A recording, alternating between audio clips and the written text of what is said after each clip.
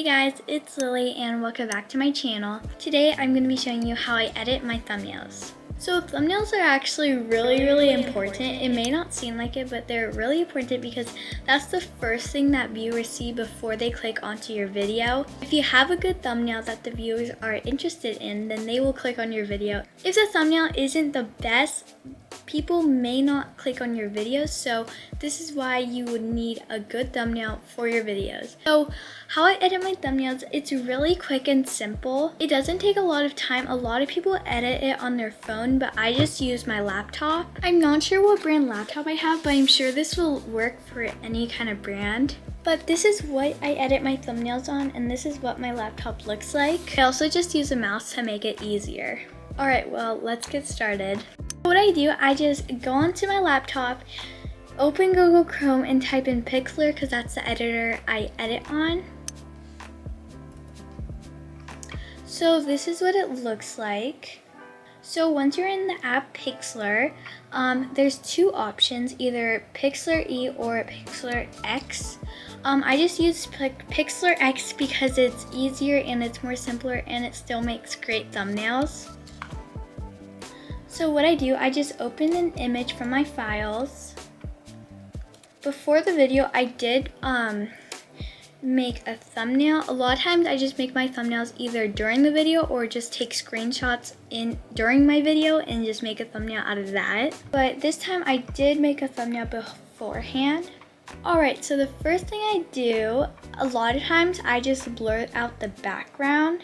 This app, you could play around with everything because they have so many different options. But I go to retouch, and then up right here there's 4 options. I go to sharpen/blur, and that's how I blur out the background in my thumbnails if I want it to be blurred. And over here you could choose the size you want, or how soft you want it to be, or the strength of it. Really just keep it at the settings it was. So I just hover over the background with my mouse cursor and just make all the spots I want to be blurry. I'll just like zoom in if there's like some spots or some little details I want to get blurred.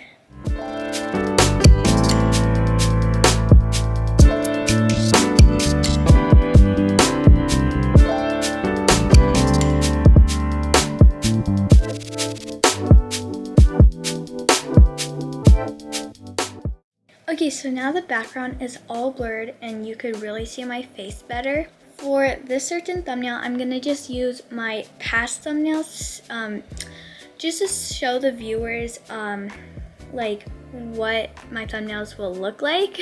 If that makes any sense. I don't know if that makes sense or not. But I just go to the plus in the corner here, and then there's 5 different like icons you can press on. I press on image, or if you want to just add in an empty layer you can, or any text, shaped, or frame, but right now I'm gonna use the image. Alright, so I just picked a variety of thumbnails. I'm not sure if this is a placement I want yet, but if I want this picture to go over this, I can look over here to the right to all of the layers, and if I just put this layer of the picture on top of the other one, it will show it being on top of that certain layer. Right now I'm just going to play around with it and place the pictures where I want them to be.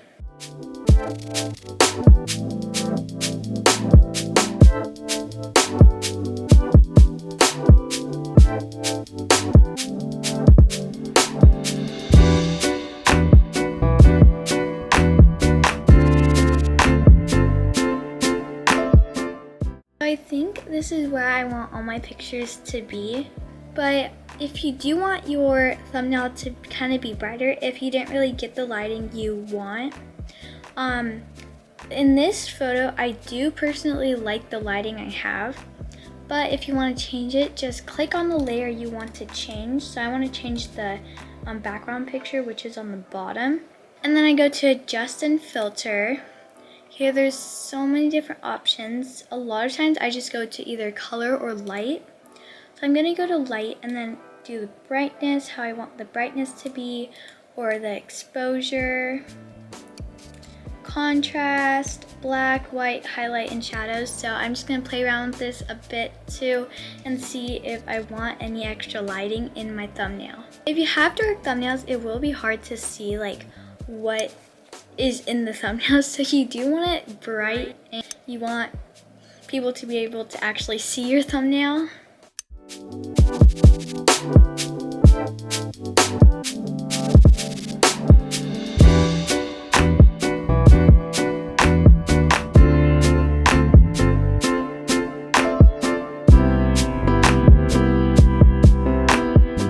Okay, so I think this is how I want my lighting to be. I might change it in the end after I add in my text. To basically every single one of my thumbnails, I add in text, like just so, I don't know, it's kind of hard to explain, but it's really to just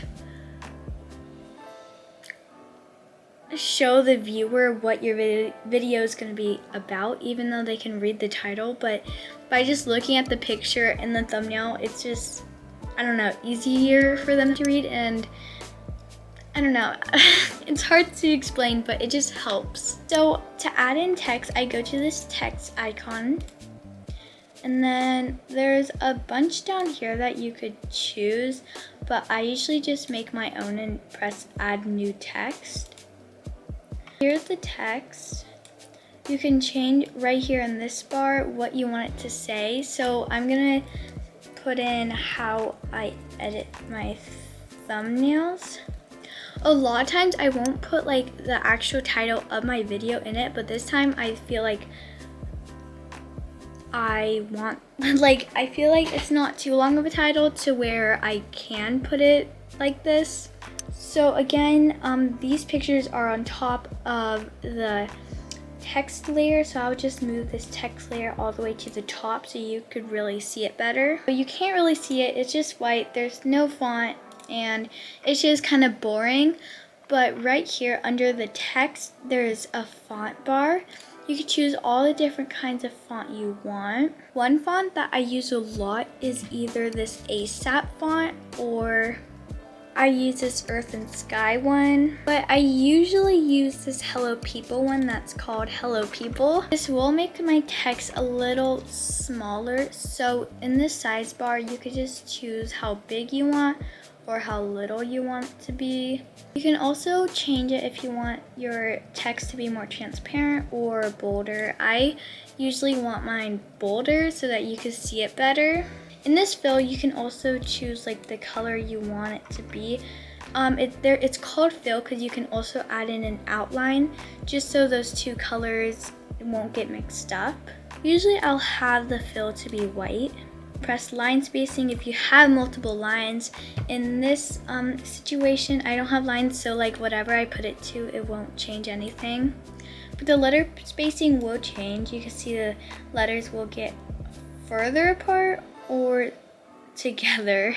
And then style, you can make yours all uppercase or italic to where it's like curvy, or you can make it bold. I usually don't really use any of these unless it's smaller text in like corners or something.